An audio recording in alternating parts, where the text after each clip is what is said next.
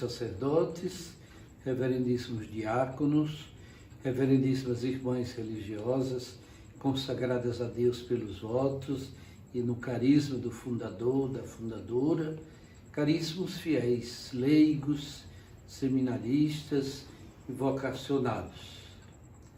Mesmo em tempos tão difíceis como os nossos, hoje é um dia muito especial para a Igreja e para a Diocese de Petrolina. 19 de junho, solenidade do Sagrado Coração de Jesus. E o Diretório Litúrgico, aqui à página 114, coloca entre as arquidioceses e dioceses que têm o Sagrado Coração de Jesus como padroeiro, a Diocese de Petrolina. Por conseguinte, o Sagrado Coração de Jesus é padroeiro diocesano de Petrolina. E por isso, o primeiro motivo nosso é celebrar a solenidade do Sagrado Coração de Jesus. E quando nós olhamos aqui no texto Diretório da Liturgia e da Organização da Igreja do Brasil, lá apresenta o que é uma solenidade. As solenidades, elas são constituídas pelos dias mais importantes, cuja celebração começa no dia precedente com as primeiras vésperas. Então tem uma missa própria, tem um prefácio próprio. Hoje não é uma memória, não é uma festa, mas é uma solenidade, porque na festa elas são celebradas nos limites do dia natural. Por isso, elas nem têm a comemoração que começa com as primeiras vésperas. E, por fim, as memórias. As memórias, elas podem ser obrigatórias ou facultativas. Obrigatórias, o termo já está dizendo, o próprio nome sugere, elas devem ser necessariamente celebradas. E as memórias facultativas, elas podem ser celebradas ou omitidas. Então, esse primeiro ponto para nós é extremamente importante, porque é a grande solenidade do Sagrado Coração de Jesus, que por desejo de Dom Malan foi constituído como padroeiro da Igreja Catedral. Em segundo lugar, hoje é o dia de oração pela santificação do clero. O ano passado, no dia 4 de agosto de 2019, era celebrado o 160º aniversário da morte do Santo Curadás. E o Papa Francisco enviou uma carta endereçada a todos os sacerdotes. Qual era o grande objetivo? Era agradecer a eles pelo seu esforço generoso e também para encorajá-los, diz o Papa, para abraçar com amor a vocação. Nós gostaríamos de rezar esta oração neste dia de santificação do clero. E a oração é dirigida ao próprio Jesus em todos os seus parágrafos. Acompanhem, rezem com o bispo pela santificação do clero. Senhor Jesus, dá a todos os sacerdotes um coração agradecido como o teu, que saiba elevar ao Pai, na alegria do Espírito, ação de graças pelo dom e pelos dons da vida, especialmente o tesouro do ministério sacerdotal. Senhor Jesus, dá a todos os sacerdotes um coração misericordioso como o teu, e envia-os a derramar o óleo da esperança, da consolação e do perdão, sendo instrumentos da tua ternura, procurando difundir o bem e a verdade com paixão. Senhor Jesus, dá a todos os sacerdotes um coração compassivo como o teu, e, apesar da sua fragilidade, falhas e pecados, ajuda-os a serem homens de paz e de reconciliação. Senhor Jesus, dá a todos os sacerdotes um coração vigilante como o teu, para amarem e servirem este mundo que reconhecem visitado todas as manhãs pela tua presença amorosa. Senhor Jesus, dá a todos os sacerdotes um coração corajoso como o teu, para que o seu olhar seja sempre de Páscoa e voltado para o teu reino, para onde a história humana caminha, apesar dos atrasos, das tribulações, obscuridades e contradições. Tudo isto confiamos ao teu coração e ao coração de Maria, nossa mãe e mãe da Igreja. Amém. Quero neste momento cumprimentar todas as pessoas que participam do apostolado da oração e, participando deste apostolado, difundem essa devoção ao coração de Jesus. Como é importante quando o próprio sacerdote, com as pessoas do apostolado da oração, vão levar o coração de Jesus para colocá-lo nas casas.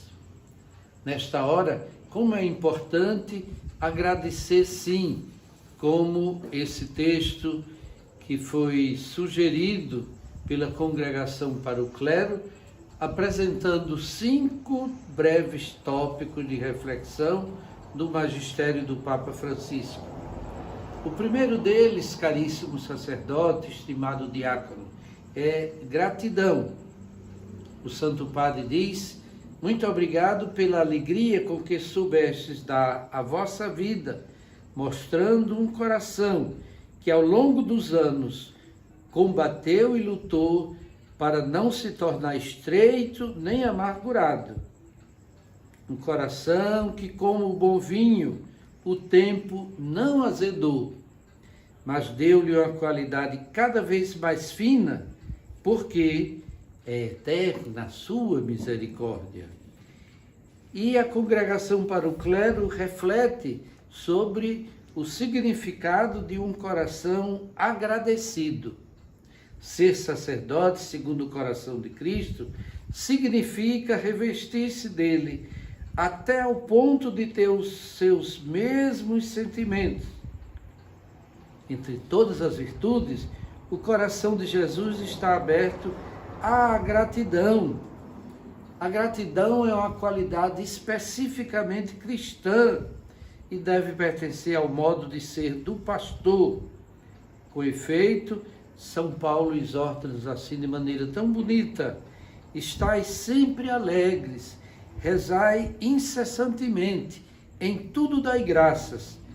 1 Tessalonicenses, capítulo 5, versículo 16. Como será possível estar alegre nesta fase, neste tempo, de igrejas quase fechadas, de tantas dificuldades para a vida do nosso rebanho? O sacerdote é assimilado ao coração de Cristo de modo especial, diz o texto, na celebração eucarística, que une ao sacrifício de amor do Senhor pelo seu povo. Ao mesmo tempo, o Papa Francisco deu com frequência voz ao sentimento de gratidão do povo de Deus em relação aos presbíteros pelo generoso serviço e pela oferta da sua existência. Meus queridos diocesanos, como nós temos que agradecer a esta doação tão especial dos padres. No interior, na cidade maior, seja onde ele se encontra, ele é sim essa presença de Deus. É essa presença que vai levar o perdão dos pecados, que vai levar o consolo da última hora, que vai ajudar a família a educar os filhos, enfim, gratidão.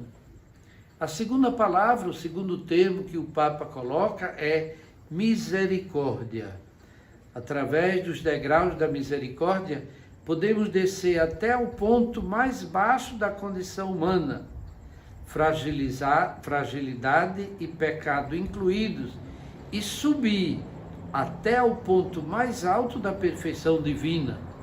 Sede misericordiosos, como o vosso Pai é misericordioso. E aqui o Santo Padre diz uma palavra que nos ajuda tanto. É assim ser capazes de aquecer o coração das pessoas. Quantas pessoas tristes, quantas pessoas decepcionadas, quantas pessoas desenganadas, quantas pessoas abandonadas. E o Papa lembra, é oportuno caminhar com elas na noite, saber dialogar e também descer à sua noite, à sua escuridão, sem jamais se perder. Portanto, um coração misericordioso. E o Papa lembrava que a verdadeira porta da misericórdia é o coração de Cristo. E a Congregação para o Clero diz: temos necessidade de sacerdotes de trato misericordioso, capazes de acolher, escutar e acompanhar os irmãos de modo especial no sacramento da reconciliação. Como é importante em nossas paróquias, ao menos na matriz, o confessionário, o lugar onde o padre diz: eu te absolvo dos teus pecados. E a partir dali, aquele cristão católico reata a sua amizade com o coração sagrado de Jesus. A terceira palavra importante é compaixão. E o Santo Padre Francisco diz: muito obrigado por todas as vezes em que, deixando-vos comover até às entranhas, acolhestes os que tinham caído, curastes as suas feridas, oferecendo calor aos seus sacerdotes, mostrando ternura e compaixão, como o samaritano da parábola. Lucas 10, 25, 37. O Santo Padre quer nos dizer a nós, sacerdotes, nada é tão urgente como isto: proximidade, vizinhança, está próximo da carne do irmão que sofre. Quanto bem faz o exemplo de um sacerdote que se aproxima e não se afasta das feridas dos seus irmãos. Um coração compassivo, diz a Congregação para o Clero. Um coração compassivo onde as suas entranhas comovem-se, especialmente quando se confronta com a dor e o sofrimento provocados pela doença, pela pandemia, pela marginalização e por toda a forma de pobreza, seja ela material ou espiritual. Como bom samaritano, cheio de compaixão, ele para onde? Diante da carne ferida dos irmãos e cura, tornando-se manifestação viva do amor de Deus Pai. Como é bom ter esse coração compassivo, esse coração de misericórdia, esse coração capaz de reacender a esperança na cura de tantas e tantas feridas, de modo muito especial, lembra o Papa, através da mediação da graça sacramental. O outro termo, dito pelo Santo Padre, quando da comemoração dos 160 anos da morte do Santo Curadas, é vigilância, um coração vigilante.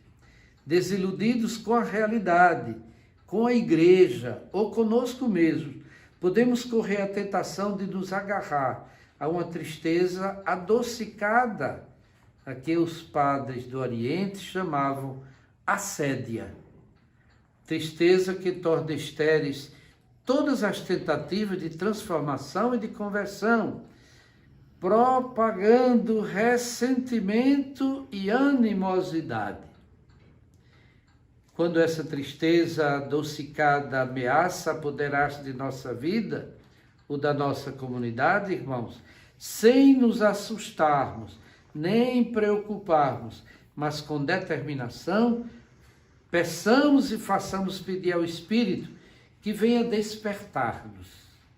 E o Papa usa esta palavra, dá um abanão ao nosso torpor, libertar-nos da inércia. Desafiemos a rotina, abramos bem os olhos e os ouvidos e, sobretudo, o coração, para nos deixarmos desligar daquilo que sucede ao nosso redor e pelo grito da palavra viva e eficaz do ressuscitado. Quantas vezes Jesus recordou a importância da vigilância do coração, que como servos fiéis nos faz esperar com prontidão a vinda do dono da vinha. O coração mantém-se vigilante, mas também através de quê? Da luta espiritual. Como é importante para nós. Jesus mesmo a enfrenta no deserto, vencendo as tentações do demônio e no fim da sua vida, despertando os seus discípulos que no Getsemane adormeceram. Vigiai e orai, para não caíres em tentação.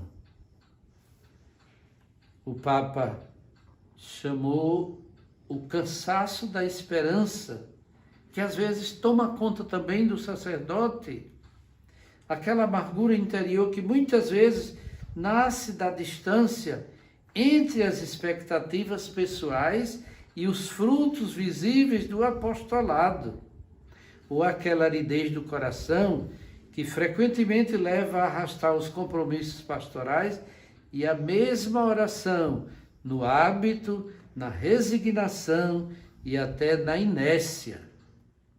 É necessário, diz a Congregação para o Clero, deixar-se despertar sempre pela palavra do Senhor e pelo grito do povo de Deus. Na sequência, o termo utilizado pelo Papa Francisco é coragem. Para manter o coração corajoso, é necessário não descurar estes dois vínculos constitutivos da nossa identidade. O primeiro, com Jesus. Sempre que nos desligamos de Jesus ou descuramos a nossa relação com Ele, pouco a pouco o nosso compromisso torna-se árido e as nossas lâmpadas ficam sem azeite e sem condições de iluminar a vida. Diz o Papa, queria encorajar-vos a não descurar o acompanhamento espiritual, tendo um irmão com quem falar, confrontar-se, discutir e discernir em plena confiança e transparência o próprio caminho. O outro vínculo constitutivo, reforçai e alimentai o vínculo com o vosso povo. Não vos isoleis da vossa gente, nem dos presbíteros ou das comunidades, menos ainda, agora o Papa diz uma palavra tão séria para nós, não vos entrincheireis em grupos fechados ou elitistas. Palavra do Papa. Isto acaba por sufocar e envenenar o espírito. Um ministro corajoso é um ministro sempre em saída. Um coração corajoso. É esse o apelo para nós. E esse coração corajoso é aquele que contempla o coração de Jesus e vive a sua missão, ligando-se ao Pai Celeste e ao povo. A caridade nunca ela é separada do silêncio e da oração. E a fadiga de um ministério que nem sempre lhe deixa tempo para comer, nunca é separada da firme vontade de se retirar para cultivar o íntimo colóquio de amor com Deus Pai. O sacerdote, segundo o coração de Cristo, é aquele que habita entre o Senhor, a quem consagrou a vida, e o povo, que foi chamado a servir. Viver uma frutuosa caridade pastoral. Para que isso aconteça, não se pode apagar a vida interior, a oração pessoal e comunitária, e nem deixar de ter um acompanhamento espiritual. Reverendíssimos sacerdotes, meus queridos filhos, essas 5 palavras propostas para o dia de santificação do clero, tiradas da carta que o Papa Francisco dirigiu ano passado aos sacerdotes, referem-se a um coração sacerdotal realmente consagrado ao de Cristo. Como foi revelado no âmbito psiquiátrico e psicoterapêutico acerca de alguns problemas de natureza moral e afetiva, a vitalidade e o cuidado da relação espiritual com Deus, justamente com o desenvolvimento de uma boa maturidade humana e de sãs relações interpessoais. O que representa um alto potencial de risco na vida do padre é aquilo que se chamou, segundo lá o termo da Congregação para o Clero, déficit de intimidade. Todo estado de vida, para ser integralmente abraçado e protegido de incursões ameaçadoras, deve cultivar uma especial relação íntima que valorize as possibilidades e lhe diminua os riscos. Para o sacerdote, trata-se da amizade pessoal e cotidiana com o Senhor. O que é esse déficit de intimidade, senão a aridez da vida espiritual, senão a base que falta para a fecundidade pessoal e pastoral? O padre que já não reza com fidelidade e que descura os elementos estruturantes da sua relação de intimidade com o Senhor, acumula um déficit perigoso que pode gerar sentimento de vazio, percepção de frustração e insatisfação, dificuldade na gestão da solidão, das necessidades e dos afetos, até o risco de exposição em amizades e ligações externas.